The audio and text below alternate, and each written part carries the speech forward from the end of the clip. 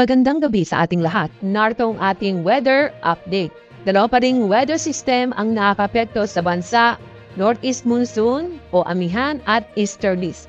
Kaya ngayong araw, makakasa pa rin tayo ng malamig ng hangin dulot ng northeast monsoon sa northern at central Luzon.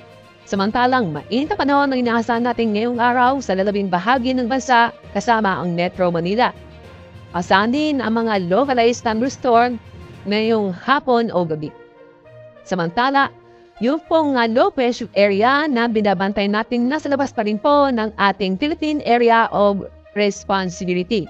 Kasalukuyan, nasa dayong 1,235 kilometers timog silangan ng southeastern Mindanao. Inaasahan po nating papasok sa PAR itong low pressure area bukas. Nanatili pa rin may posibilidad na maging bagyo itong low pressure area. At sa ating magiging lagyan na panahon bukas, dahil sa patuloy pa rin ang epekto ng northeast monsoon at easterlies, maganda at maliwas sa panahon bukas sa Luzon. Maliban lang po sa mga isolated na mahina pagbulan sa northern Luzon at sa central Luzon. Asahan din ang malamig na hangin. Sa lalabing pong bahagi ng Luzon kasama Metro Manila, fair weather po tayo maliban lang po sa mga localized thunderstorm. Makakasad pa rin tayo bukas na mainit na panahon dulot po yan ng easterlies. Dahil pa rin sa easterlies, mainit na panahon bukas sa Visayas at Mindanao.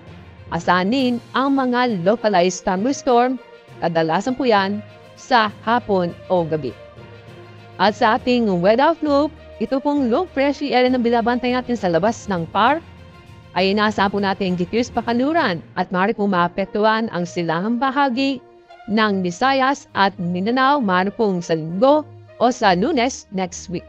At sa Monday next week po, magiging maulap ang kalangitan at may tsansa ng mga kalat-kalat na pagulan at thunderstorm at magpapatuloy yan sa araw ng Martes sa Metro Davao.